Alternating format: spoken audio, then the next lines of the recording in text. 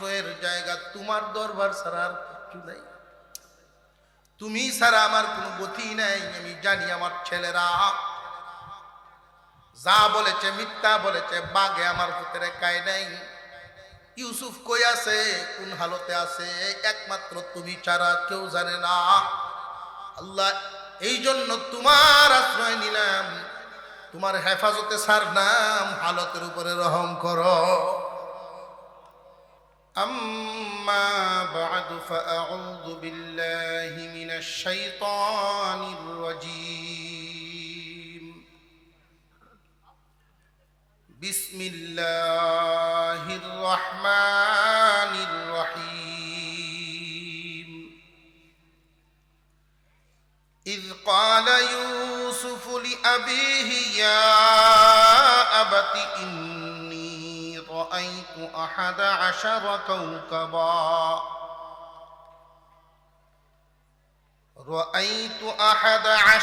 كوكبا والشمس والقمر رأيتهم لي ساجدين. قال يا بني لا تقصص رؤياك على إخوتك فيكيدوا لك كيدا إن الشيطان للإنسان عدو مبين. صدق الله العظيم. وقال رسول الله صلى الله عليه وسلم من قرأ حرفا من كتاب الله فله حسنة والحسنة بعشر أمثالها لا أقول ألف لام ميم حرف بل ألف حرف ولام حرف وميم حرف. وصدق رسوله النبي الكريم ونحن على ذلك من الشاهدين والشاكرين والحمد لله رب العالمين. اللهم صل على محمد وعلى آل محمد كما صليت على إبراهيم وعلى آل إبراهيم إنك حميد مجيد. اللهم بارك على محمد وعلى آل محمد كما باركت على إبراهيم وعلى آل إبراهيم إنك حميد مجيد.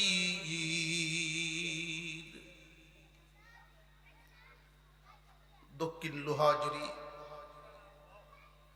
মদিনাতুল উলুম কওমি মাদ্রাসার উদ্যোগে আয়োজিত হাফেজ ছাত্রদের পাগড়ি প্রদান উপলক্ষে আয়োজিত আজকের এই ইসলামী সম্মেলনের শ্রদ্ধাভাজন সভাপতি সাহেব, উপস্থিত হযরত উলামায়ে কেরাম, মুরব্বিয়ানে আযম, সর্বস্তরের মুসলমান ভাইয়েরা, পর্দার আড়াল থেকে আলোচনা শুনছেন দিনদার ইমানদার মুসলমান মা ও বোনেরা, মহান আল্লাহর কাছে শুকর আদায় করি যিনি অত্যন্ত দয়া করে এক রহমতি বরকতি মুবারক এক মজলিসে অংশগ্রহণের তৌফিক দিয়েছেন, এক ফজিলতপূর্ণ জায়গায় আসার তৌফিক দিয়েছেন। এজন্য বলি আলহামদুলিল্লাহ। মানুষের জিন্দিগি, মানুষের হায়াত জন্ম হওয়ার সাথে সাথে হিসাবের খাতা খোলা হয়ে যায়। ঘড়ির 3টা কাঁটা থাকে, একটা সেকেন্ডের, একটা মিনিটের, একটা ঘন্টার। সেকেন্ডের কাঁটাটা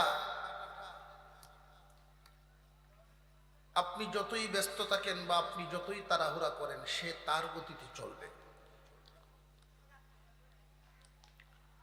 মানুষের যখন জন্ম হয়ে যায় তখন থেকেই মানুষ চলা শুরু করে দেয়। সেই চলা হেঁটে চলা নয়, সময়ের চলা, হায়াতে জিন্দিগির চলা। আমরা এখানে যারা আছি প্রত্যেকেই চলমান, চলতেছি কবরের দিকে। কার কবরটা কতটুকু দূর আমরা জানি না, তবে কবরে যাইতে হবে এটা নিশ্চিত, কোনো সন্দেহ।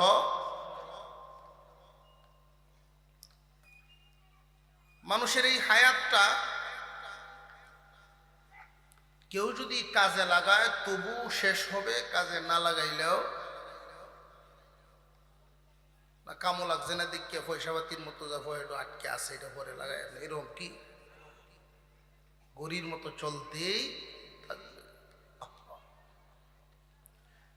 তো এই মানুষের এই হায়াত কেউ ভালো কাজে কাটায়, কেউ মন্দ কাজে কাটায়।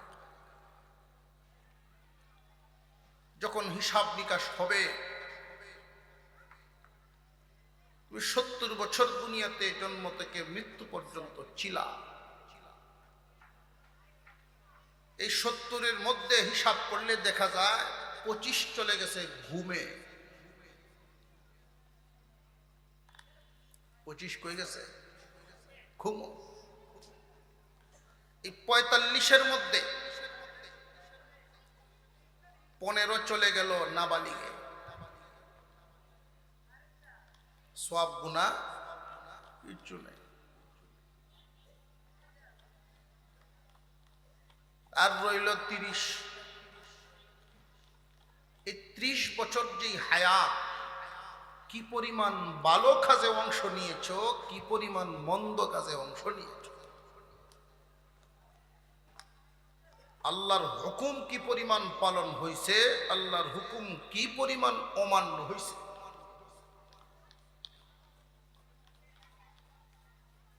একটা রাস্তায় শয়তানে ডাকে, আর এক রাস্তায় আল্লাহ ডাকে। তুমি আল্লাহর ডাকে কি পরিমাণ সাড়া দিলা, আর শয়তানের ডাকে কি পরিমাণ সাড়া দিলা, এই হিসাব নিকাশটা একদিন হইবনি, নয়তো না।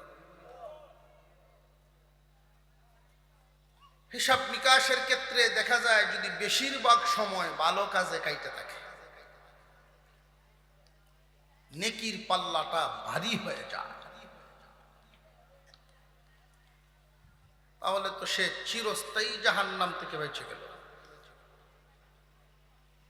আমাদের জিন্দিগির একটু সময় আজকে কোরআনের এক মজলিসে বসতে পেরে খুশি আছি না বেজার? এই সমস্ত মজলিসগুলোতে আসলে পরে খুব আজমতের সাথে আসা, রং ঢঙের জায়গা না, এটা বরকতির জায়গা। বৃষ্টির মতো রহমত নাজিল হইতে থাকে। বাড়ির থেকেই পাক্কা এরাদা করে আসবেন, বরকতি জায়গায় শামিল হওয়ার জন্য যাচ্ছি।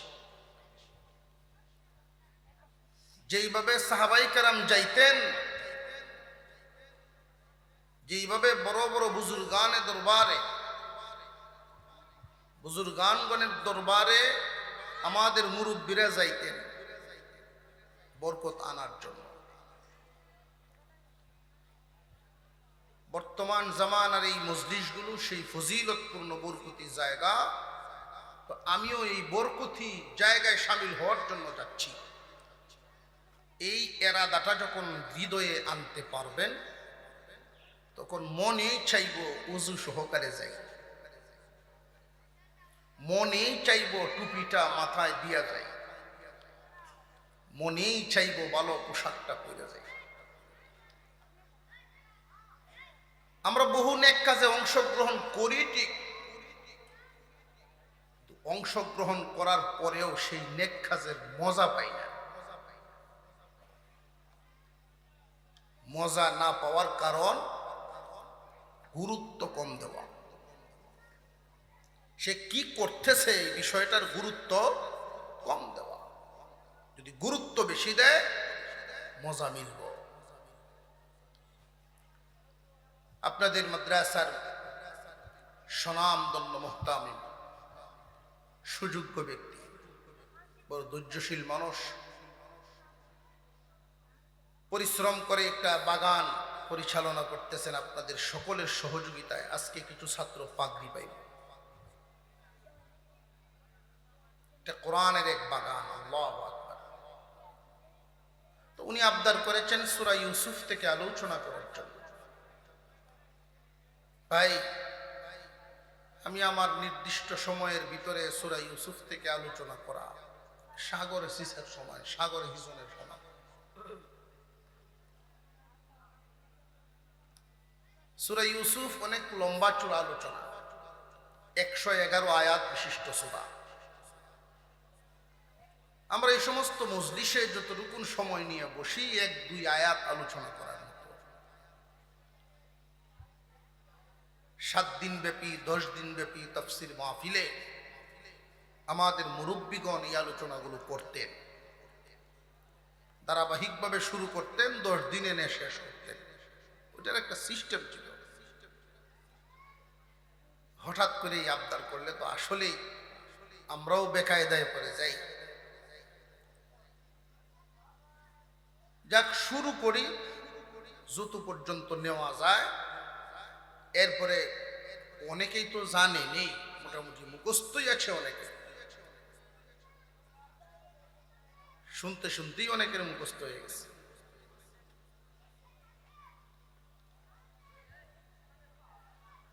সূরা ইউসুফ কুরআনুল কারীমের যত ঘটনা আছে, ছোট বড় 500 ঘটনা। কয়টা ঘটনা? 500 ঘটনা। এর মধ্যে আল্লাহ নিজে বলেন আহসানুল কাসাস, সর্বোত্তম ঘটনা। এটা উত্তম ঘটনা উল্লেখ করার কারণটা কি? যে এই ঘটনার ভিতরে আল্লাহ বহু দিক নির্দেশনা দিয়েছেন। সর্বমহলের জন্য শিক্ষা রহিয়াছে। একজন নেতা যিনি রাজনীতিবিদ, উনি যদি মনে করেন যে আমি নেতৃত্ব শিখতে চাই, রাজনীতি শিখতে চাই, উনি এই সূরা থেকে শিক্ষা নিতে পারবেন। কেউ যদি মনে করেন আমি একজন আদর্শ পিতা হইবার চাই, আদর্শবান পিতা হওয়ার শিক্ষা আছে। কেউ যদি মনে করেন আমি একজন আদর্শবান ভাই হতে চাই, আদর্শবান ভাই হওয়ার শিক্ষাও রহিয়াছে। একজন নারী যদি মনে করেন আমি একজন আদর্শবান নারী হতে চাই, আদর্শবান নারীর শিক্ষা দেওয়া আছে। সব দিকের একটা সমাজের সব দিক নির্দেশনা মোটামুটি টাচ করা শিক্ষা দেওয়া আছে। হযরত ইয়াকুব আলাইহিস সালাম আল্লাহ পাকের একজন নবী ছিলেন। ইয়াকুব আলাইহিস সালামের নামটা মানুষ যেই পরিমাণ জানে, ওনার নামটা মানুষ যেই পরিমাণ চিনেন, এর চাইতে বেশি চিনেন ওনার দাদার নাম হযরত ইব্রাহিম আলাইহিস সালাম। ইব্রাহিম আলাইহিস সালামের নাম বেশি চিনার কারণ মুসলিম মিল্লতের বহু কাজকামের সাথে এটা সম্পৃক্ত। এই নামটা ইব্রাহিম মিল্লতের বহু নীতি ইসলাম ধর্মে আছে। ইব্রাহিম আলাইহিস সালামের ছেলের নাম ইসহাক। ইসহাক আলাইহিস সালাম, আর একজনের নাম ইসমাঈল আলাইহিস সালাম।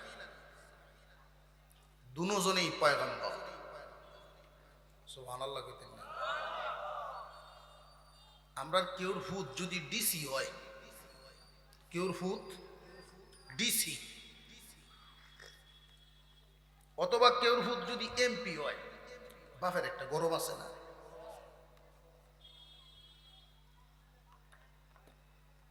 দুই ফুত দুজন নবী, খুশি হওয়ার ব্যাপার না? জোরে সোরে কন্যা সুবহানাল্লাহ। ইব্রাহিম আলাইহিস সালামের দুই সন্তানই নবী। ইব্রাহিম আলাইহিস সালামের সন্তান ইসহাক আলাইহিস সালাম, ওনার সন্তান ইসমাঈল আলাইহিস সালাম। একজন থাকতেন সিরিয়ায় আর একজন মক্কায়। সিরিয়ায় থাকতেন ইসহাক আলাইহিস সালাম। আল্লাহ পাক রব্বুল আলামিন ইসহাক আলাইহিস সালামকে সন্তানাদি দিয়েছেন। এই সন্তানগণের মধ্যে একজনের নাম ইয়াকুব আলাইহিস সালাম। এই ইয়াকুব আলাইহিস সালাম উনিও নবী ছিলেন। ইয়াকুব আলাইহিস সালাম দুনিয়ার জমিনে নবুয়তি প্রচার করেছেন, আল্লাহর হুকুম পালন করেছেন। উনাকেও আল্লাহ দুনিয়ার সৌন্দর্য হিসেবে সন্তানাদি দান করেছেন। ইয়াকুব আলাইহিস সালাম একাধিক সংসার করেছিলেন, একাধিক সংসার। ওনার ছেলের সংখ্যা ছিল 12 জন। 12 জন ছেলে সংখ্যা, ছেলে সন্তান এক বিবির ঘরের না। এক বিবির এক বর্ণনা মতে একজনের ঘরের 10 জন আর একজনের ঘরের 2 জন। সংক্ষিপ্ত আকারে বলি, যেই বিবির 2 জন, এই বিবি দুনিয়ার জমিনে নাই, মারা গেছে। 2 ছেলে রাইকা গেলেন, একজনের নাম ইউসুফ আর একজনের নাম বিনয়ামিন। যেই বিবির ছিল 10 ছেলে, উনি ছিলেন বয়সে বড়। বড় বিবির সন্তানরাও তো বড়, ছেলেরা বড় হয়ে গেছে, সংসারের কাজ কামের সাথে জড়িত হওয়া শুরু হয়ে গেল। ইয়াকুব আলাইহিস সালাম ইউসুফ আলাইহিস সালামকে একটু আদর করতেন অন্যদের চাইতে বেশি। হয়তো আপনারা প্রশ্ন করতে পারেন, উনি না নবী, তাহলে আদর বেশ কম করেন কেন? প্রশ্ন জাগে না? মুসলমান ইমানদার ভাইরা আমার, এই পৃথিবীর জমিনে কিছু বিষয় লক্ষ্য করে দেখবেন, কারোর যদি 4 জন ছেলে সন্তান থাকে, 4 জনের প্রতি দয়া মায়া সমান করতে পারবেন না। কারণ দুনিয়ার সম্পদ বন্টন করা সম্ভব, সমান বন্টন করা সম্ভব, আদর মায়া মোহাব্বত সমান বন্টন করা সম্ভব না। কেন না? তার কারণ হলো, কোন বাবার যদি 4 জন ছেলে থাকে, 3 জনের চলাফেরা একরকম, আরেকজনের চলাফেরা আরেক রকম। বাবা যখন ঘুমাইতে যায়, 1 ফুটে হাতে পায়ে তেল মাখায়া ঘুম পাড়াইয়া দেয়। বাবা যখন উজু করতে যায়, এই ফুটে গামছা লইয়া পিছেতে দাঁড়ায়া থাকে, আত্মুখ মুছবো বাপে। বাবা যখন বিছানার থেকে নামতে যান, এই ফুটে জুতাগুলো বাউ করে দেয়। বাকি 3 জনের সমান আদর তার প্রতিও থাকবো না একটু নজর বেশি থাকবো? কি বাপের দোষ না সন্তানের গুণ? কথা বুঝে আসতেছে? ছেলের গুণ। ইয়াকুব আলাইহিস সালামকে যে বেশি, ইয়াকুব আলাইহিস সালাম ইউসুফকে বেশি আদর করতেন, এটা ইয়াকুব নবীর দোষ নয়, ইউসুফ নবীর গুণ। আপনারা আমার কথা বুঝতেছেন? ইউসুফ আলাইহিস সালামের বয়স যখন 4 বছর, বিনিয়ামিন তখন 6 মাস থেকে 1 বছর, ছোট দুধের শিশু। তখনই ওনাদের আম্মা মারা গেছে। অপর পক্ষের 10 ভাই তারা হয়ে গেছে বড়, সংসারের কাজে লেগে গেছে। ইয়াকুব আলাইহিস সালাম ইউসুফ আলাইহিস সালামকে এত বেশি আদর করেন, ঘুমানোর সময় সাথে নিয়ে ঘুমান, খাওয়ার সময় সাথে নিয়ে খান, নিজ হাতে গোসল করায়া দেন। ইউসুফের প্রতি আলাদা একটা নজর, কোনো দিকে গেলেও সাথে নিয়ে যান।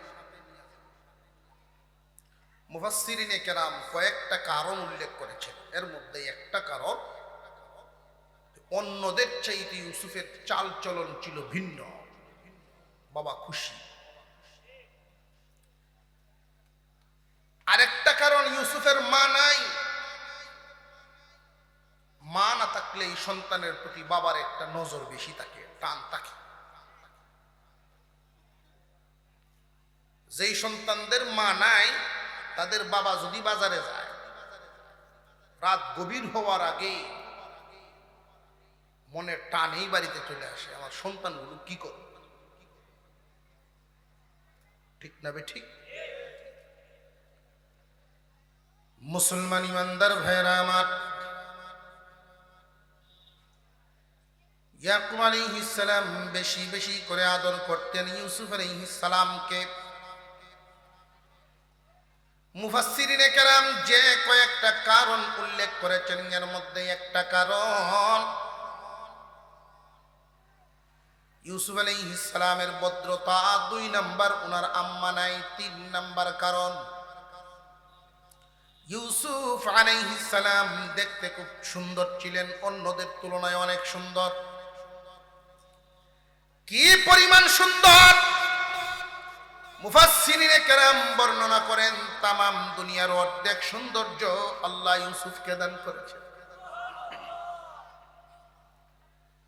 ইউসুফ আলাইহিস সালামকে যখন ওনার আব্বা নিয়ে কোনো জায়গায় যাইতেন, ওনার আব্বার সাথে যখন কোনো জায়গায় যাইতেন,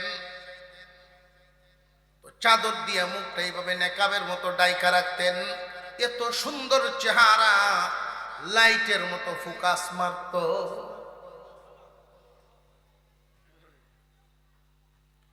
সাথে নিয়ে ঘুমান, সাথে নিয়ে খান। দিন যাইতে লাগলো। 4 বছর বয়স থেকে মা হারা হইছেন, 4 বছর বয়সের সময়, তখন থেকে ওনার এই আমল। এত আদর করেন যে তার মাঝে নাই এই দুঃখ যেন অন্তরে কখনো না উঠে। দিন যাইতে লাগলো, 1 বছর 2 বছর, এইভাবে যাইতে যাইতে ইউসুফের বয়স হয়ে গেছে প্রায় 13 বছর। 10 ভাই যে বড় 10 ভাই, তারা খুব গুসা, মনে মনে খুব ক্ষিপ্ত। তাদের আপত্তি হলো, আব্বাজান আমাদেরকে আদর করেন কম, আমাদেরকে আদর কম করেন, তাদেরকে আদর বেশি করেন। বিশেষ করে ইউসুফের প্রতি আব্বার নজর বেশি, আমাদের তুলনায় আব্বা ইউসুফকে আদর করেন বেশি। অথচ ইউসুফ হলো দুর্বল, আমরা 10 ভাই সবল। আব্বা তো সঠিকটা বুঝতেছেন না। আব্বার সাথে যদি আমরা থাকি, আব্বার যেই পরিমাণ ফায়দা হইব, ইউসুফ তার ছোট ভাই বিনিয়ামিন ওরা থাকলে আব্বার কি হইব?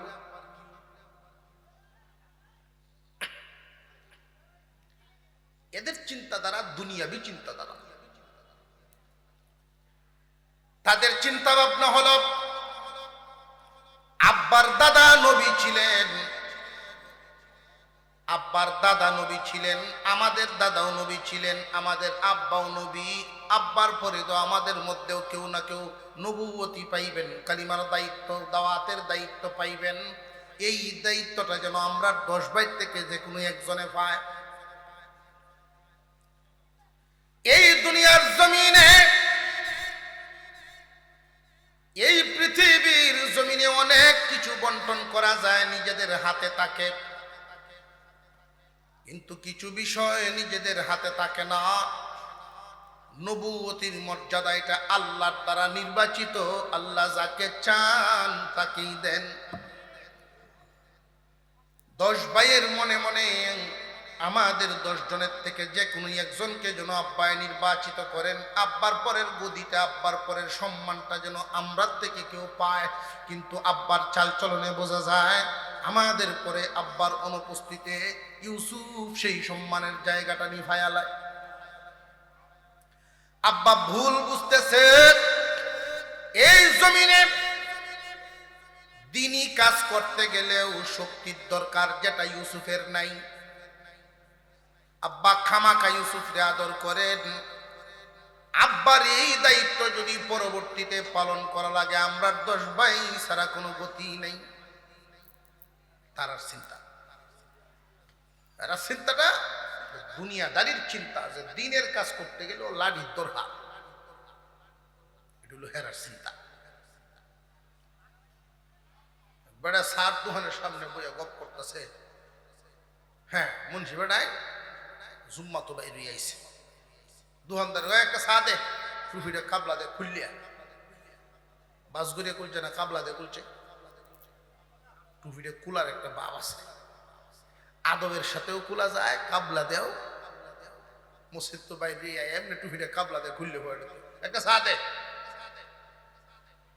দোকানদার এখন কি ব্যাপার, মনটা খুব খারাপ মনে হইতেছে, মাথাটা গরম হয়েছে, ওয়াজটা হুন্ডিয়া কি ওয়াজ শুনছে না, মাথা গরম হয়েছে, সুদ খাইলে বলে গুণা হয়।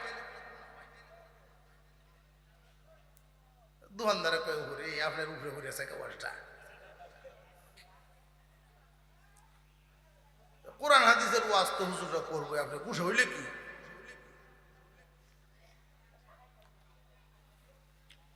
কয় না, মসজিদে যাইতাম না,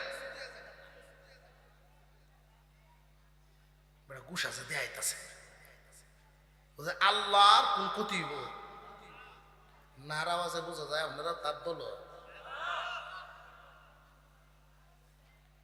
বেড়ার মাথা খুব গরম, এখন বেড়া বইছে চাটা খাইয়া, গরমে গরমে যখন একখান হয়েছে মাথা একটু ঠান্ডা হয়েছে, গরমে এখন মৌলবীরা এমনি ওয়াজ করে জায়েজ নাই জায়েজ নাই, মূলত সুদ গাওয়ার ভাবারই নাই এরা। আজকাল সুদ খাইলেও এটা অত সহজ না। এই মেয়ে তুমি যে 20 টাকা একটা সাবান আনো 25 টাকা বেছো না, এটা মাসলা ভাই ঢুকতেছে, হ্যাঁ বেশি কোথায় যে 5 টাকা তুমি লাভ করলা, এটা সুদ হইব কয় না, এটা সুদ হইত কিন্তু। আর আমারটা দোষ কি, আমারটা দোষ কি হইল, আমারটা একটু ঘুরায় ফেসায় দিচ্ছি সিধা রাস্তা, তুমি যখন কিনে আইনিয়া মালটা দিয়ে ঘুরায় ফেসায় বেছো আর আমি সিধা মেরে দিচ্ছি, আমারটা দোষ কি হয়েছে? তারা যে খাই তারে না সুদ কখন করে না জায়েজ গুণ হইব। আজকাল সুদ গাওয়া তো সহজ না, সুদ গাইলেও লাঠির দরকার, কথা বুঝছেন বেটা যুক্তিটা। আবু জাহেলে বলছিল আল্লাহ বুঝি মুহাম্মদকেই পছন্দ করছি, নবুয়তি দিত, নবুয়তি সালানির ঠেলা আছে, লাঠির দরকার, পয়সার দরকার। আল্লাহ যদি দিত আমি আবু জাহেলকে দিল, আমার লাঠিও আছে পয়সাও আছে, ইসলামের কাম তাড়াতাড়ি হইলেও যদি আমার নবী বানাইত। এই চিন্তাটা কার? কথা বুঝাইতেছে আপনাদের? ইব্রাহিম আলাইহিস সালামের সন্তান ইসহাক আলাইহিস সালাম, তার সন্তান ইয়াকুব আলাইহিস সালাম, তার সন্তানই 10 জন, আবার আরো 2 জন। 10 জনের চিন্তা হলো যেইভাবে সিঁড়ি তো সিঁড়ি, সিঁড়ি থেকে সিঁড়ি হয়ে আসতেছে, এখন আমরা 10 জন থেকে যে কোনো একজন হইলেই বালা। নবুয়তের বন্টন কি জমিনে না আসমানে? আরো জোরে। ইয়াকুব আলাইহিস সালাম আর ইউসুফ আলাইহিস সালাম পিতা এবং পুত্র একসাথে ঘুমাইছেন একদিন বিছানায়। ঘুম থেকে উঠে ইয়াকুব আলাইহিস সালামকে উল্লেখ করে ইউসুফ আলাইহিস সালাম বলতেছেন, আব্বা আমি একটা স্বপ্ন দেখেছি, বড় আশ্চর্যজনক স্বপ্ন। ও বাবা, আসমানের 11টা চাঁদ এবং সূর্য আমি ইউসুফরে সেজদা দেয়। আমি ইউসুফকে আসমানের তারকা চাঁদ এবং সূর্য আমারে সেজদা দেয়। ইয়াকুব আলাইহিস সালাম তিনি কি স্বপ্নের ব্যাখ্যা বুঝেননি না বুঝেন না? তিনি টান দিয়া বুকের সাথে জড়াইয়া কপালে একটা চুমা দিয়া বলেন, ক্বালা ইয়া বুনাইয়া লা তাকসুস, ও আমার কলিজার টুকরা সন্তান, তোমার এই স্বপ্ন ভাইদের কাছে কইও না। তোমার এই স্বপ্নটা তোমার ভাইদের কাছে বর্ণনা করবা না। ইউসুফ আলাইহিস সালাম তখন মনে মনে ভাবতেছিলেন, ভাইদের কাছে বললে সমস্যাটা কি? ভাইদের কাছে বললে সমস্যা কি? তারা তো আমার খুব আপনজন। এই স্বপ্ন তারা শুনলে তারাও তো খুশি হওয়ার কথা। তাদেরকে বলতে মানা করলেন, কারণটা কি? এমনি ইয়াকুব আলাইহিস সালাম বলেন, তুমি হয়তো মনে মনে ভাবতেছ আমি কেন না করলাম, ফায়াকিদু লাকা কাইদা। ও ইউসুফ, তোমার ভাইয়ারা যদি এই কথাগুলো শুনতে পারে তাহলে ফায়াকিদু লাকা কাইদা, তোমার বিরুদ্ধে চক্রান্তের জাল বুনাইব।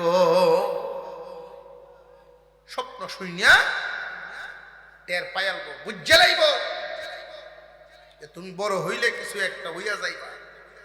এখন থেকে এই চক্রান্তের জাল বোনা শুরু করে দেব।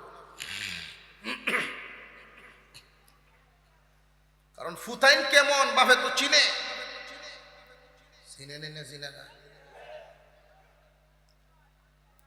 ছেলেরা মনে করে আব্বা বের কর।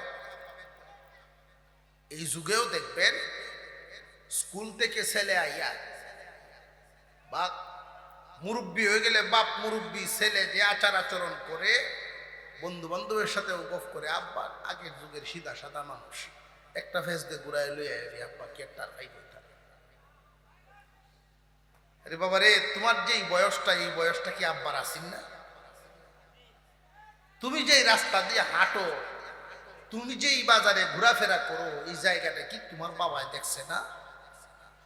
তুমি যেই মানের কাপড় টিফিন দো, যেই ডিজাইনের, এই ডিজাইন কি তোমার বাপে দেখছে না? বাবাই সব বুঝে, না বুঝার বান করে থাকে। কথা বুঝতেছেন? 8-9-এ পড়ে ছেলেরা, আমি নিজের কানে শুনছি বাপের, তুমি কি তা বুঝো? শুনছেন এই কথাগুলো?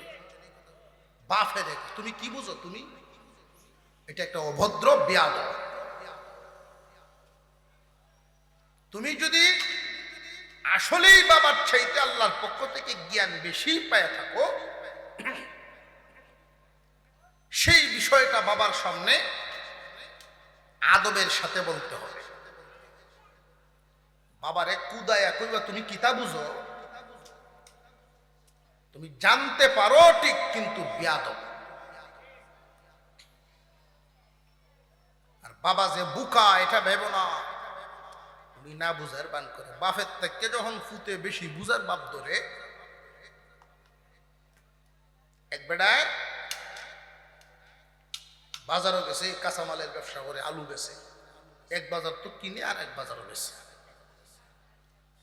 তো এক বস্তা আলু সকালে লয়ে গেছে, নাস্তা বাস্তা করে গেছেন বাজার। ছেলে 3টে, 3:30, 4টের দিকে বাজারও গেছে। আব্বা এই এক বস্তা আলু লইয়া সকাল থেকে বই রয়েছে, ওহনো একটা বস্তা ব্যস্ত থাকতো না। ওফুদ ব্যবসা করা কি অত সহজ? ধৈর্যের সাথে বসা লাগে। আমরা একটু সামনের দিকে আগাইলে ভালো হইতো। একটু সামনের দিকে কি আগাইতাম পারি? আমরা সামনের ফাঁকা জায়গায় একটু জিকিরের সাথে আগায় যাই। লা ইলাহা ইল্লাল্লাহ, লা ইলাহা, লা ইলাহা ইল্লাল্লাহ, লা ইলাহা ইল্লাল্লাহ, লা ইলাহা।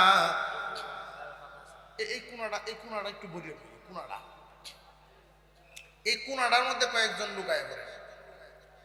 লা ইলাহা ইল্লাল্লাহ, লা ইলাহা। একটু সামনের দিকে আসবে।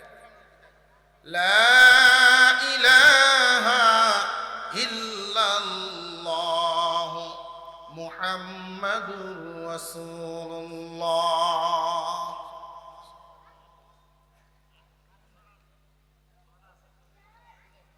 কি বলতেছিলাম মনে আছে তো? বাপের চাইতে ফুট যখন বেশি বুঝে, এটা বড় বেজাল। আজকালকার যুবকদেরকে শিক্ষাটা দেওয়ার জন্যই এই উপমাগুলো আনতে হবে। বাপের গিয়া চোখ উল্টাইয়া দিয়ে এত সময় লাগে বেটা? বাপ কয় বাবার এই কষ্ট আছে, ব্যবসার কষ্ট আছে, ভূত লেখাপড়া করো, ব্যবসার কষ্ট আছে। আমি আপনাদেরকে একটা কথা বলে দেই, আমাদের অনেকেই নিজের সন্তানকে কোনো কাজে লাগাইতে চায় না, আদরের টেলায়।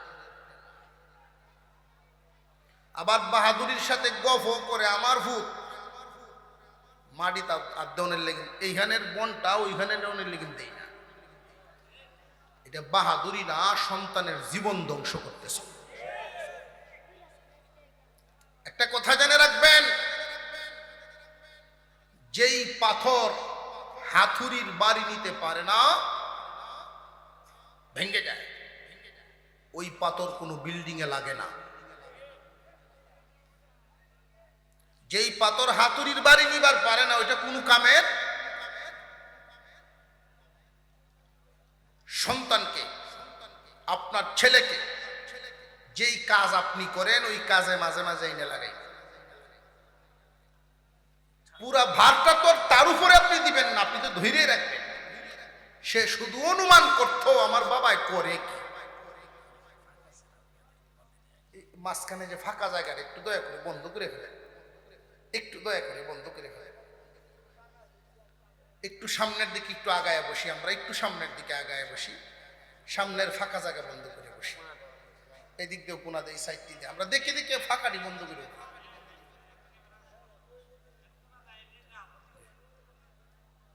আমরা এই ফাঁকা জায়গা বন্ধ করে বসি। মাঠ ভরে গেছে, আমরা খুশি না বেজার? সকলেই বলি আলহামদুলিল্লাহ। নারে তাকবীর, নারে তাকবীর, দ্বীন ইসলাম। আমরা যে আওয়াজ বুঝা যায়, মাত্র রোজাটি শেষ হয়েছে। সন্তান যদি দেখে যে আমার আব্বা এই কাজটি করে, এই কষ্ট, এত কষ্ট করে আব্বা, তার দিলের ভিতরে একটু মাহসুস হবে, আন্দাজ হবে, আস্তে আস্তে শিখবে। সন্তানকে কাজে লাগানো, আপনি 8-10 বছরের বেলায় তো সকল কাজ দিয়ে দিচ্ছেন না। কিছু কিছু মানুষ অতিরিক্ত জুলুম করে, শিশু নির্যাতন শুরু করে, ছোট ছোট বাচ্চাদেরকে উটু কিনে দিয়ে দিছে, রিক্সা কিনে দিয়ে দিছে। এটা আবার জুলুম, তার শিক্ষার সময়। এটা পার্মানেন্ট কোন কাজে লাগানো না, শিক্ষা দেওয়ার জন্য তোমার কাজটা মাঝে মাঝে এনে দেখাও। আপনি বাজারটা করলেন, ব্যাগটা দিয়ে দিলেন, নফুত ব্যাগটা লয়ে যাও বাড়ি। বললেন কালকে ওয়াইটার সময় কিন্তু বাত নিয়ে আউড়ে যাইও। এই যে ছোট ছোট কাজ বাচ্চাদেরকে দিয়ে, ছেলেকে দিয়ে করানো, সে দায়িত্বশীল হতে শিখে। কি হওয়া শিখে? জিম্মাদার হতে শিখে। মেয়েকে তার মার সাথে সাথে শিখাইবে। মা ফান খায় আর গফ করে আমার জি তাল দইয়া ভাত খায় না, যে এই জিরে যে সময় বিয়া দিবা পরের দিনই তো বিচারাই বিচার যখন আইয়ে, যেই মহিলা তার মেয়েকে পারিবারিক শিক্ষা দিতে পারে নাই, এই মহিলাই মেয়ের জামাইয়ের ঘর ভাঙায়, স্বামীর ঘর ভাঙানি। দেখবেন ফিন মারা শুরু করছে, আজকাল কয় বেডি আছে রে জানি দেখা হয়, কুইতারস না কামের বেডি রাখতো, প্রাইভেট একটা ভরায় দিয়ে দিছে। এই এক প্রাইভেটে জামাই তো খবর আছে। এই কথাগুলো বলতে হয় পারিবারিক শিক্ষা। এগুলো মুসলমান ভাইরা, যুবক ছেলে স্কুলে পড়ে বাপের রেগে কুদানি শুরু করছে, আব্বা ওখানে দেখছো না এক বস্তা আলু বেড়ে অত সময় লাগে, তুমি উড়ো আমি বইতেছি। বাপ খুব খুশি হয়েছে, ওই ওফুর তুই যদি বইবার আসতে ব, আমি আসরের নামাজটা উপরে যাই এক কাপ চা খাই, কয়ে যাও। বাপ গেছে আসরের নামাজ পড়ে, আর দুই তিনজনে পড়ে, আপনার মধ্যে দুই তিনজনে পড়ুন বুঝতে পারছি, কেউ জানে না করে হাত। আর একটু জোরে কইন কয় রাখা, হ্যাঁ এখন বোঝা গেছে। 4 রাকাত নামাজ পড়তে আর এক কাপ চা খাইতে 10 মিনিট, 15-20 মিনিট পরে বাপ আইসে, বাপ আইসা দেখে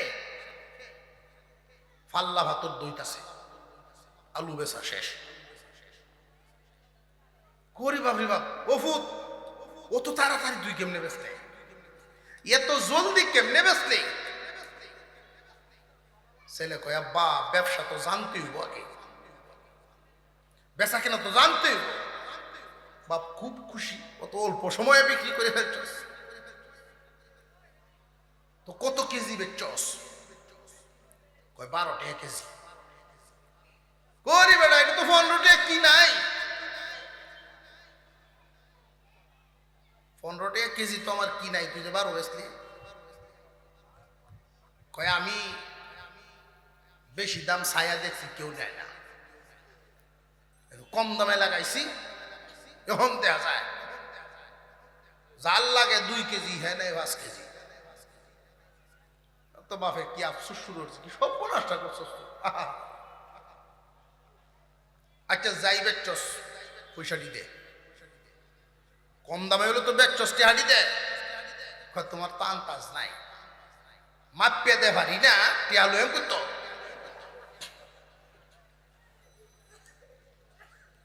এইটারে কয় আমও গেছে, বাপের থেকে বেশি বুঝলে আমও যাইব, বুঝে এইটাছে আপনাদের। বাপে বুঝে না এটা তুমি ভাববা না, তোমার সব মতিগতি বাপে বুঝে না, বুঝার ভান করে ব্যক্ত লয়ে ঘুরে থাকে। তুমি যদি গেরায় উঠো বাপের সরো বলবো, এই জন্য বাড়াবাড়ি করে না, সব বুঝে, তোমার চলা কলা ছাউনি যাওনি সব বুঝে, না বুঝার ভান করে দেয়। ইয়াকুব আলাইহিস সালাম বললেন, ইউসুফ তোমার স্বপ্নটা ভাইদের কাছে বলবো না, যদি বলো তাহলে ওরা তোমার বিরুদ্ধে চক্রান্তের জাল বুনাইব। ইউসুফ আলাইহিস সালাম মনে মনে ভাবতেছিলেন, ভাই ভাই হইয়া ইউসুফ মনে মনে ভাবতেছেন যে ভাই ভাই হইয়া ভাইয়ের বিরুদ্ধে কেন চক্রান্তের জাল বুনবে। এই জন্য আবার ইয়াকুব নবী জানায়া দিলেন, ইন্না শাইতানা লিল ইনসানি আদুউম মুবিন। রে ইউসুফ, ভাই ভাইয়ের বিরুদ্ধে কেন চক্রান্তের জাল বুনে তুমি জানো নি এটা শয়তানে বুনায়।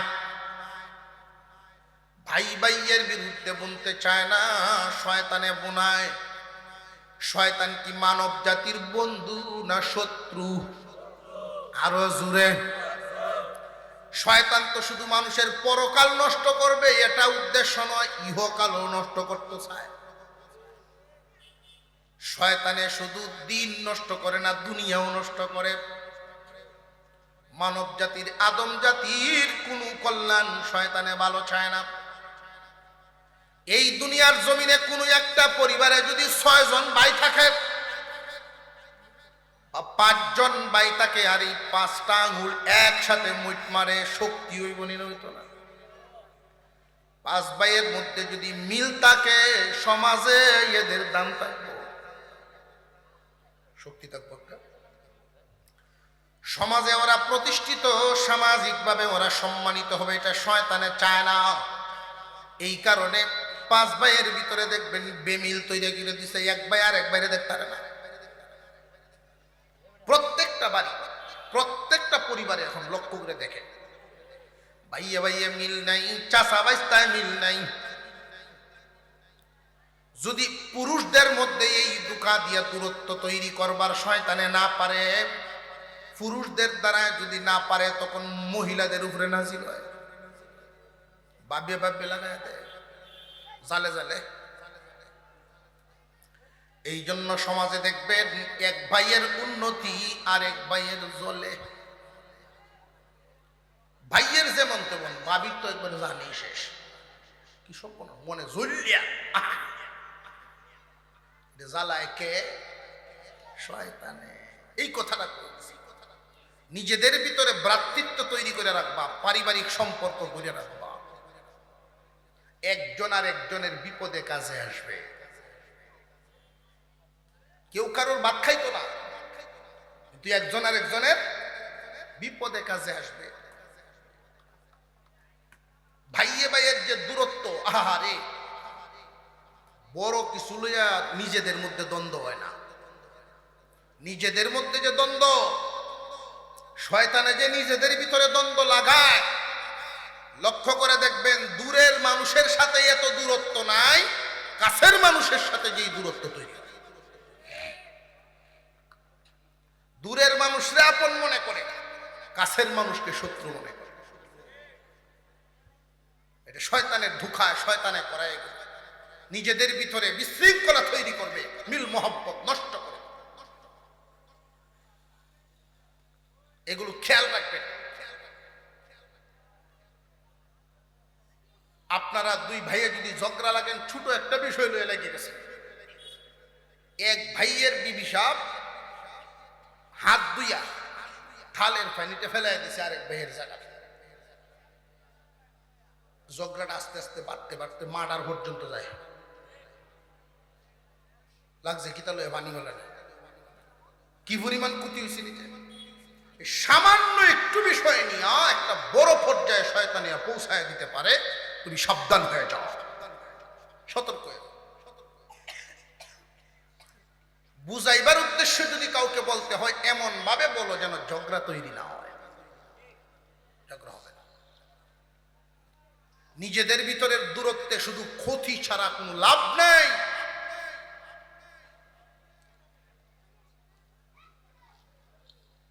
সবচেয়ে একটা গুরুত্বের সাথে একটা কথা নিবেন, এটা বাড়ি পর্যন্ত নিবেন, জীবন ভর মনে রাখবেন। নবীজি এক হাদিসের মধ্যে বলেন, যদি 2 জনে ঝগড়া হয়, 1-2 দিন কথা বন্ধ থাকে না, থাকেনি, জীবন ভরেই বন্ধ থাকবো যদি কথা একজনে আগে না কয়। আগে একজনে কইলে তো পরে হেউ কইলে। নবীজি বলছেন 3 দিনের উপরে ঝগড়াটা রাখতো না, কথা বন্ধ রাখতো না। তবে যে আগে কথা কইব, সদকার সওয়াব হইব। কথা বুঝে আসতেছে? শয়তানে ফাম দিব, ফাম বুঝুন না, কুমন্ত্রণা দিব, তোর ফুট 4 দে, তোর 4 ফুট 4 দে, তোর লাঠি 4 দে, হে 2 ফুট। কথা কইলে হে আগে তো তোর সাথে, তুই কি কম তো? শয়তানে ফাম দিব। আমার পয়সা বেশি, গরিমা তাহলে আমার থাকবো, পারলে উপজাই আমার সাথে আলাপ করে। এই যে দূরত্ব তৈরি করে রাখলো, এইগুলো অনেক দূরত্ব তৈরি করে রাখে। কিরকম দূরত্ব?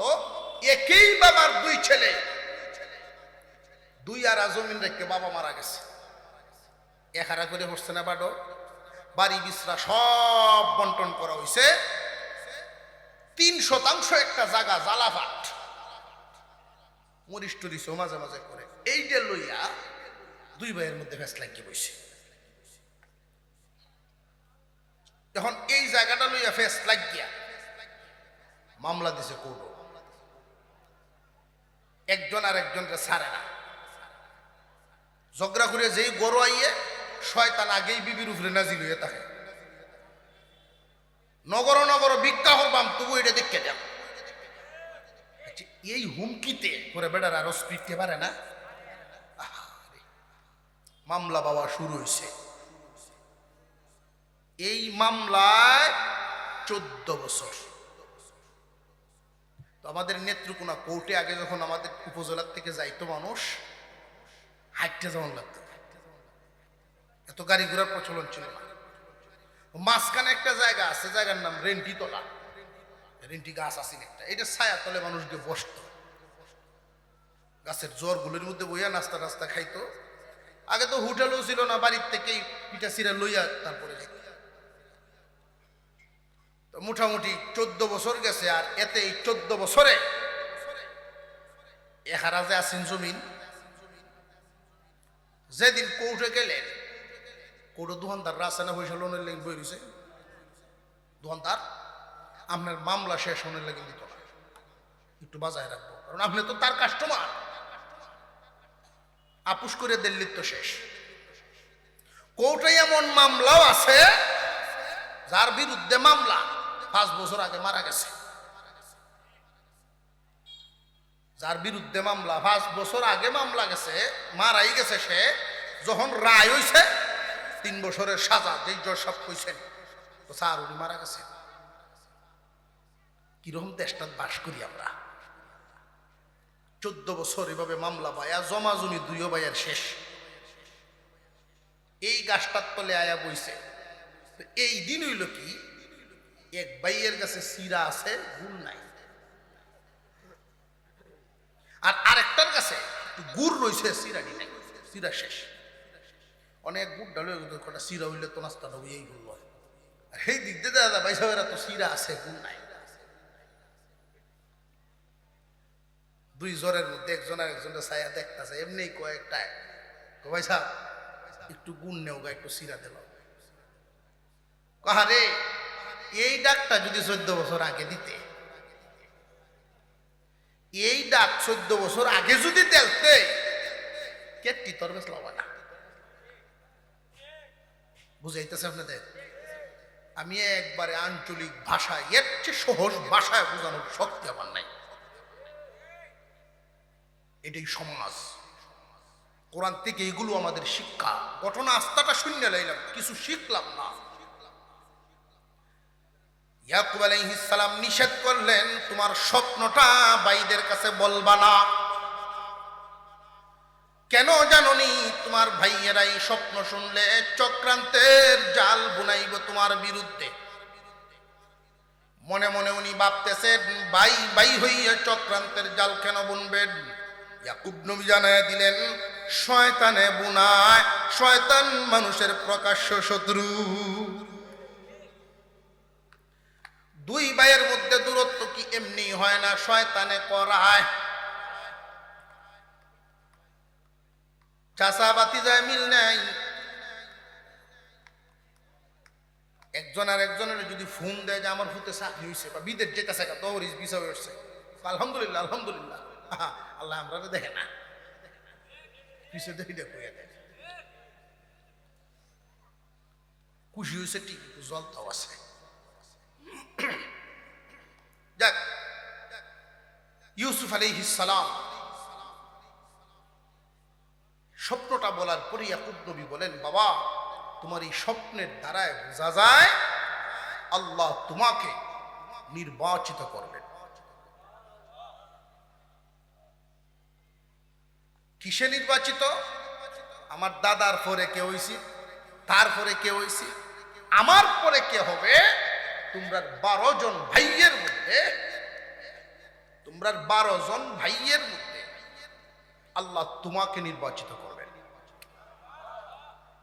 আল্লাহ তোমাকে জ্ঞান শিক্ষা দিবেন, তোমার উপরে আল্লাহ নিয়ামত পরিপূর্ণভাবে দিবেন, যেই নিয়ামতের বন্টন পুরা পরিবারে পাইব। তোমার উসিলায় তোমার পরিবারও বন্টন পাইব। এই কথাটা একজন ভাবি শুনে ফেলছে।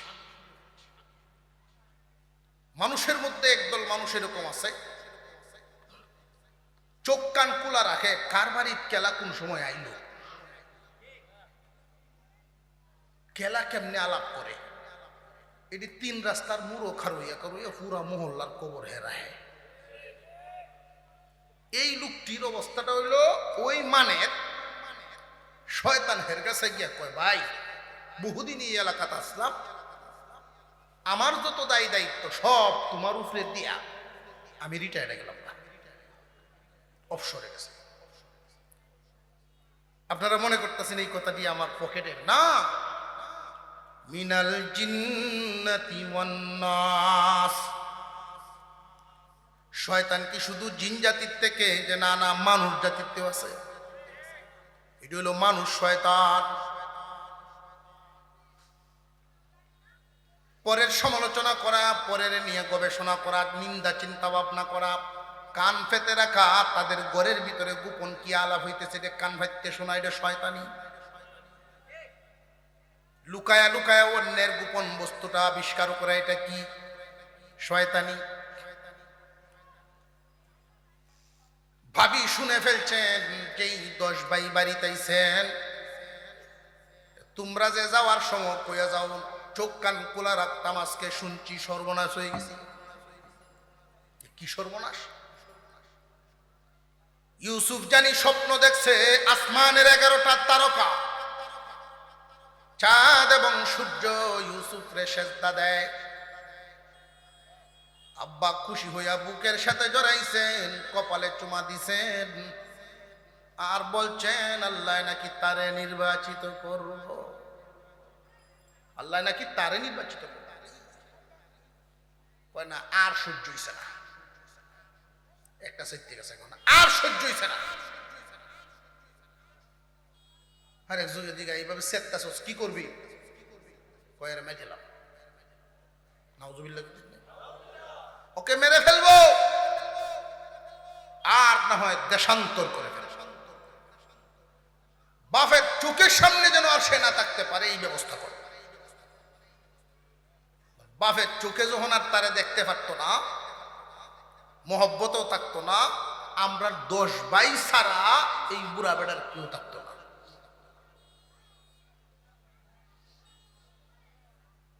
আরেকজনের কথা ঠিক কইছস, তো বাপের চোখের আড়াল কেমনে করবি, ভিডি বুদ্ধি বের করে। তো রাত্রে যাই আব্বার দ্বারো, 10 ভাই রাত্রে গেছে, আব্বা ইউসুফরে আপনি খুব আদর করেন, আমরা মনে হয় বিশ্বাস করুন না। যদি বিশ্বাস করতেন, আমরাও তো ইউসুফকে আদর করি, আমরাও তো মন চায় সাথে লইয়া ঘুরি, আমরা সাথে তো দেই না। আমরা যে ইউসুফের উত্তম ভবিষ্যৎ কামনা করি, এটা যদি আপনি বিশ্বাস করেন, আগামীকাল আমাদের সাথে দেয়া দিন। আর যদি দেন না, বুঝবো বিশ্বাস করেন না। কঠিন পরীক্ষা না? আগামীকাল সকালবেলায় অবশেষে উনি রাজি হয়ে গেলেন, যাও দিব। তবে দেই না যে কেন এটা জানো? আমার ভয় হয় এবং চিন্তা লাগে, আমার চোখের আড়াল হয়ে গেলেই আমি চিন্তা করে যাই। আমার ভয় লাগে তোমরা যে এলাকায় কাজ কাম করতে যাও, বাঘের বড় উপদ্রব, যদি আমার ইউসুফকে বাঘে খায়। এরা 10 ভাই একসাথে কয়, আমরা এই এলাকার এক একজন মাল, আগে মাল কইতো না মানুষে, এখন এনে কয় বীর বাহাদুর। এরকম শক্তিশালী ওরা, এক একজন এক একটা বাঘের সাথে মাইর করতে পারে, এরকম বেড়ায়। আমরা 10টা বাইরে থইয়া আদরের বাইঠারে বাঘে খেয়ে ফেলবো, মানুষের সামনে মুখ দেখায় কেমনে? বাপের সামনে বাহাদুরির গপ্পটা মারছে। পরের দিন সকালবেলায় ইউসুফ আলাইহিস সালামকে নিয়ে বাবার চোখের আড়াল হয়ে যাচ্ছে। বাবাই বিদায় দিয়ে দিলেন, বইলা দিলেন, ইউসুফ, আল্লাহর উপরে সব সময় ভরসা রাখবা। দুনিয়ার সবাই সবাইকে ভুলতে পারে, আল্লাহ তার বান্দা ভুলেন না।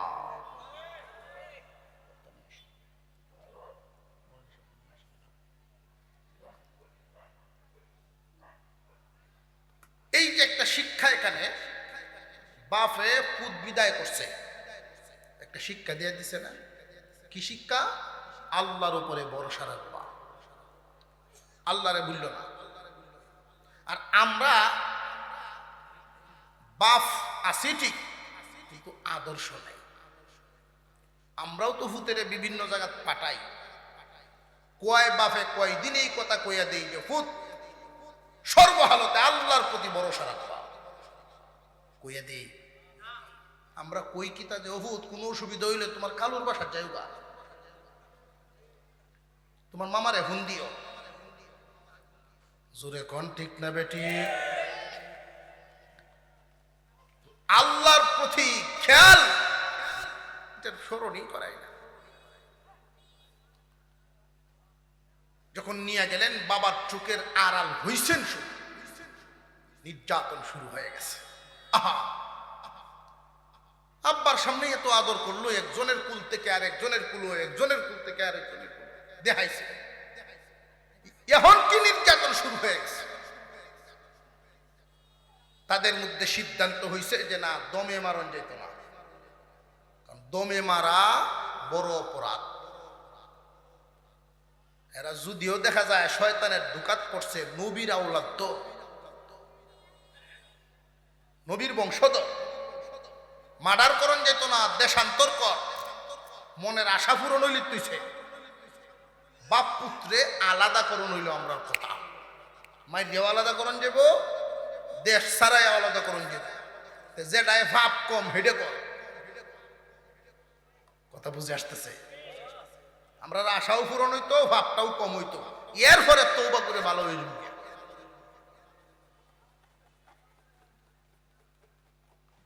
দশভাই তাদেরকে তাদের সিদ্ধান্ত অনুযায়ী ইউসুফকে নিয়ে নির্যাতন করে দেশান্তর করব। কি করা? কোনো একটা কুয়ায় ফেলাইয়া দেই। এই দিক দিয়ে প্রতীক মানুষ যারা বিভিন্ন দেশে আসা যাওয়া করে, এরা যখন পানি টানি উঠানোর জন্য বালতি ফেলবো আর দেখবো যেই দেশের মানুষে তারে উঠাইব সেই দেশে নিয়ে যাব, জীবনে আর বাড়ি যাইত না। বাচ্চাও গেল, বাড়িও ছাড়লো, দুজনে তুই গেল। তবে ফরনের যেই লম্বা কাপড়টা, জুব্বাটা আছে, এটা খুললে রাখিয়ে দেয়, একটা কামো লাগাইয়া খুললে রাখছে। দশভাই মিলিয়া ইউসুফ আলাইহিস সালামকে কুয়া ফেলাইয়া দিছে। ওই দিক দিয়ে জামাটা লইয়া মিথ্যা রক্ত মাখাইয়া রাতের বেলায় কান দিয়ে দশভাই কান্দার বান করিয়া গিয়ে বাপের দ্বার উঠছে। 10 জনকে দেখে তো বাপেও কান্না শুরু করছে। আমার তো 11 ভূতাউনের কথা। ইউসুফ কই? আব্বা কইলে বিশ্বাস করেন কিনা, হয়তো আপনি আপনারা বিশ্বাস করতেন না, যদিও আমরা সত্যবাদী, বিশ্বাস তো করতেন না। একদল মানুষ আছে দেখবেন, নামাজ না হলে আমার ইমান কি আছে, জানলে হন আমরা মিশা হতা কই না, অথচ মিথ্যায় ঘুমায়াও কয়।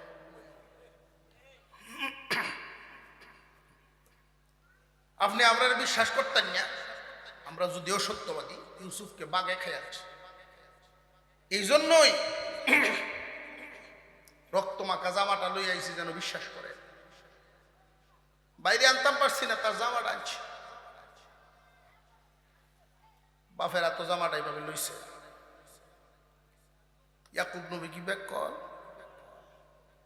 যেই যুগে যিনি নবী হন সবচেয়ে বড় জ্ঞানী হন। বুখাকে আল্লাহ নবী বানান না। আর আসমানি ইলম পাওয়ার পরে আর লোক বুকা থাকে না।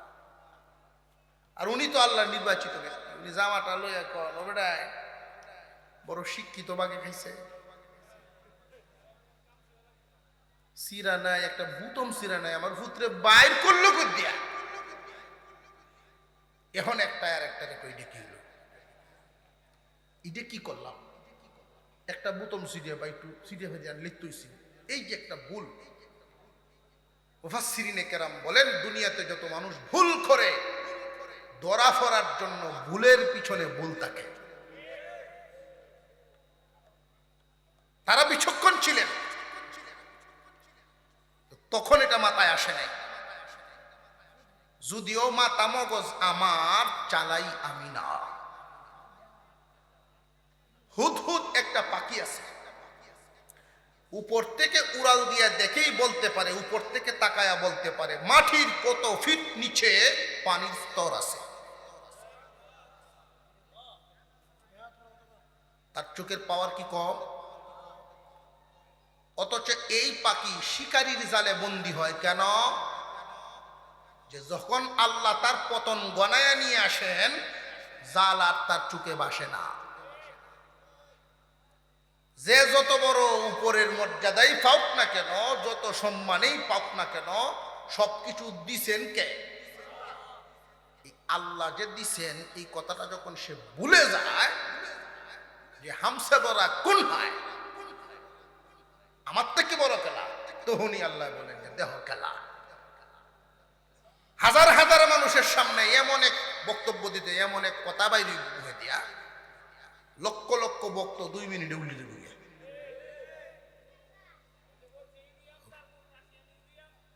কেমন বুঝলে?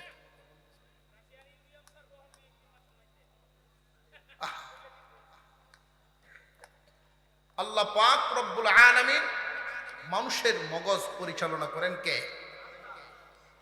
ইউসুফ আলাইহিস সালামের আব্বা বলেন আমি বুঝতেছি শিক্ষিত বাগে গাইছে, 10 ভাই উঠে গেছি, উঠে চলে গেছেন, গিয়া জঙ্গলের কিনার থেকে একটা বাঘ ধরে নিয়ে আসছেন। তারা তাফসিরে নুরুল কোরআনের মধ্যে উল্লেখ করা হয়, তারা এক একজনেই একটা বাঘের সাথে মারকুরি হল, 10 জনে মিলে একটা দড়ি আছে। আব্বা বুড়া মানুষ, বাঘের কাছে তো আর আইতেন না, দূর থেকে দেখায় কোন রকম আমরা বাচ্চা গেলাম। আব্বা এই বাঘ দেখাইছে, কেমনে বাইর করছে আপনি জিগাই। ইয়াকুব আলাইহিস সালাম আস্তে আস্তে বাঘের দিকে আগায় আসতেছিলেন। এক একজন এক একবার বাবার কাছে গিয়া বলে আব্বা বাঘ তো বড় খতরনাক প্রাণী, হিংস্র জানোয়ার, কাছে যায়েন না। ইয়াকুব আলাইহিস সালাম বলেন আমি তো শুধু তোমাদের বাবা নই, আমি আল্লাহর নবী।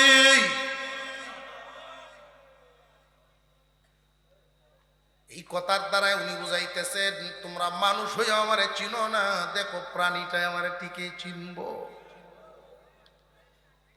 বাঘের কাছে গিয়া বাঘের মাথার উপরে হাত রেখে উনি জিজ্ঞাসা করলেন বাঘরে আমি তোর কি ক্ষতি করেছি, আমার ইউসুফকে তুই কেন খাইবি? জিহ্বাটা বের করে বারবার ওই বাঘ মুখের ফেনা চাটতেছে আর আল্লাহর কাছে ফরিয়াদ করে আল্লাহ জবান খুলে দাও, তোমার নবীর সাথে কথা বলতাম। আল্লাহ জবান খুলে দিলেন, বাঘ উচ্চ আওয়াজে মানুষের মতো বলা শুরু করলেন, ওগো আল্লাহর পয়গম্বর, আপনার ইউসুফকে খাইব তো দূরের কথা, জীবনে কোনোদিন ইউসুফরে দেখি নাই। আল্লাহ যার হয়ে যায় দুনিয়ার সব কিছু তার হয়ে যায়। গত রাত্রের আগের রাত্রে একটা মাহফিল ছিল বাহুবল, ওইখানে একটা জায়গার নাম হামিদনগর। হামিদনগর আব্দুল হামিদ সাহেব রহমতুল্লাহি আলাইহি উনার নামে হামিদনগর। বাড়িটা পাহাড়ে গেসা, পীর সাহেব ছিলেন। বিভিন্ন মেহমানরা মুরিদরা ওনার বাড়িতে গেলে বাংলা করে জায়গা দিতেন থাকার জন্য। মাঝে মাঝে পাহাড়ি বাঘ এসে যাইত, মেহমানরা বয়ে চিল্লাইতেন, তখন উনি বের বাঘের কানে দইরে চট দিতেন আর বলতেন তোরা না নিষেধ করছি আইতে। মানলাহুল মাওলা ফালাহুল কুল।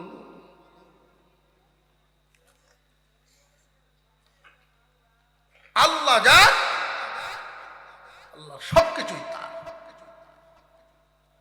ইয়াকুব আলাইহিস সালাম বলেন বুঝে ফেলেছি, বুঝে ফেলেছি। 10 ভাই এখন 10 দিকে দৌড় শুরু করছে, প্রমাণ হয়ে গেছে মিথ্যা। উনি বলতেছিলেন তোমাদের নাটক, এটা সাজানো নাটক, তোমাদের মনোক্তি কথা বলছো, বাঘে খাইছে। আমার ভূতের তো বাঘে খাই নাই। 10 ভাই 10 দিকে যাওয়া শুরু করছে। এই মুহূর্তে ইয়াকুব আলাইহিস সালাম একমাত্র আল্লাহর উপরে ভরসা করে ফেলছেন। আল্লাহর উপরে কেমন ভরসা করেছেন ইয়াকুব আলাইহিস সালাম, বুঝার তো আর বাকি নাই উনার পুতের সাথে কি আচরণ হয়েছে। ওই দিন উনি যেই কথাটা বলছিলেন, এখান থেকে অনেক শিক্ষা আছে আমাদের জন্য। একজন আদর্শবান পিতার শিক্ষা। সন্তান অপরাধ করে ফেলেছেন, ইয়াকুব নবী বুঝে ফেলেছেন, বুঝে শুধু এই কথাটাই বলছিলেন, ওয়ালাবাল সাওয়ালাত লাকুম আনফুসুকুম আমরা, তোমাদের মন সাজানো, তোমাদের মনের সাজানো ঘটনা এটা আমারে শোনাইছো, আমি বুঝে ফেলেছি। কিন্তু বুঝেও তো কিছু করার নাই রে, তোমরা আমার সন্তান, আমার শরীয়তের জজ তো আমি নিজে, কার আদালতে বিচার দিও?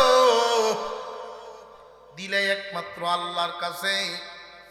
সুতরাং দুনিয়ার কারোর কাছে আমার বইলা লাভ নাই। ফাসবরুন জামিল, সবরে জামিল অবলম্বন করলাম, সবর করে ফেললাম। কেউ যখন কোনো ক্ষতিগ্রস্ত হয়ে যায়, দুনিয়ার কারোর দ্বারস্থ না হইয়া যদি সবর করে ফেলে, একমাত্র আল্লাহর কাছে বলে, তখন আল্লাহ তারে উত্তম বদলা দেন, দুনিয়াতেও আখিরাতে উত্তম বদলা দিবেন, গুনাহ মাফ করে জান্নাত দিবেন। এমন সবরকারীর মর্যাদা আল্লাহ বাড়ায়া দেন। কিন্তু এই সবর সবাই ধরতে পারে না। আমরার অবস্থা, আমরা যদি একজন একটু ক্ষতি করে সারা গ্রামবাসীরা আগে জানাই, যদি কোনো লাভ না হয় পরে মসজিদও যাই, মসজিদের সামনে গিয়ে আল্লাহর কাছে এর পরেও যখন তুমি দেখা যাইতেছে খতম উতম ভরায় প্রস্তাব হইতাছে না, সবর হইছি কথা বুঝাইতেছে। দেশ জানায়া কাউকে বলা যাবে না, একমাত্র কার কাছে? আল্লাহুল মুস্তাআনু আলা মা তাসিফুন।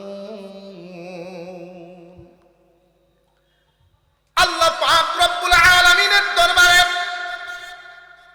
ইয়াকুব আলাইহিস সালাম 2 হাত উঠায় বলেন, আল্লাহ এই মুহূর্তে আশ্রয়ের জায়গা তোমার দরবার ছাড়া আর কিছু নাই, তুমি ছাড়া আমার কোনো গতি নাই। আমি জানি আমার ছেলেরা যা বলেছে মিথ্যা বলেছে, বাঘে আমার পুত্রে খায় নাই। ইউসুফ কই আছে, কোন হালতে আছে, একমাত্র তুমি ছাড়া কেউ জানে না। আল্লাহ এই জন্য তোমার আশ্রয় নিলাম, তোমার হেফাজতে ছাড়লাম, হালতের উপরে রহম করো। আল্লাহ বলেন, ও জিবরাইল, বাফে দিয়ে আমার উপরে দায়িত্ব দিয়েছে, আমার উপরে দিয়ে বাফে দায়িত্ব দিছে, হন কি কর, রুটানি তো লাগবে। মিশর আর সিরিয়া 2 দেশের যাতায়াত রাস্তা,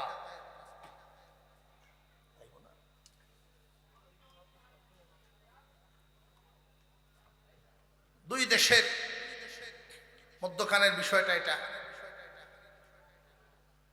একটা কাফেলা এখানে আইসা তাবু গাড়ছে, তারে দিয়ে উঠাইব, মিশরে নিব, বাসার ঘরে নিয়ে তারে আল্লাহ বড় করব, জেলখানায় নিব, জেল থেকে আবার সম্মান দিয়ে বের করব, সিংহাসনে বসাইব। সেই দেশের সর্বোচ্চ সম্মান আল্লাহ তারে। এই 10 ভাই ভিক্ষার ঝুলি লইয়া ওই ভাইয়ের দ্বারা গিয়া কারই আল্লাহ এটা বুঝাইবেন যারে যে নিন্দে তার দোয়ারও বইয়া কান্দে। কারোর ব্যাপারে কাউকে ছোট করে কেউ কোনোদিন যেন কথা না বলেন। আল্লাহ সব মানুষই আল্লাহর বান্দা, কাউকে একটু ধনী বানাইছেন, কাউকে একটু বেশি ধনী বানাইছেন, কাউকে একটু গরিব রাখছেন। এই তারতম্যগুলো আল্লাহ ব্যবস্থা করে রাখছেন, কেউ যেন ধনী হয়ে অহংকারী হয়ে না যায়। প্রিয় ভাই, সব ইউসুফ আলাইহিস সালাম কুয়ার মধ্যে আছে।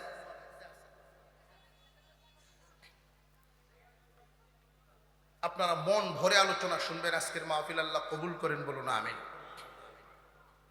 হয়তো যারা বুঝার বা আমার সাথে আগের থেকে পরিচয় আছে তারা বুঝতেছেন ঠান্ডা লাগা, ঠান্ডা কফ, গলা বন্ধ, জুরে কথা কওয়া লাগতেছে।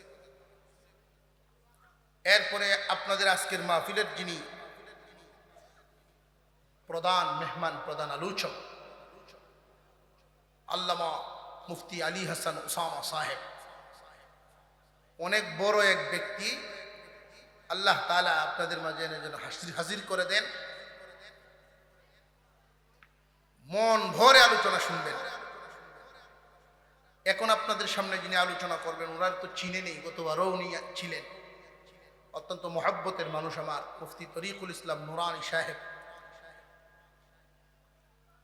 আমি অন্তর থেকে দোয়া করি, আপনারা আমার জন্য দোয়া করবেন, আল্লাহ যেন আজকের মাহফিলকে কবুল করেন। জবান খুলে বলেন আমিন। এই মাদ্রাসাকে কবুল করেন, বলুন আমিন। এই মাদ্রাসার জরুরত আল্লাহ পূরণ করে দেন, বলুন আমিন। মুহতামিম সাহেব, মাদ্রাসার মুহতামিম সাহেব যিনি, উনি বাটি এলাকার মানুষ, আমার বড় মহব্বতের। ওনার যে বাড়ি কাস্তুল এলাকা, আমি ওইখানেও গেছি, ওই এলাকায়ও গিয়েছি। ওই এলাকার অনেক মানুষ আমার মহব্বত করে, খুব এখলাসওয়ালা লোক। আল্লাহ যেন এই মাদ্রাসাকে কবুল করেন, আমি বলি আমিন। ওয়া আখির দাওয়ানা আনিল হামদুলিল্লাহি রাব্বিল আলামিন।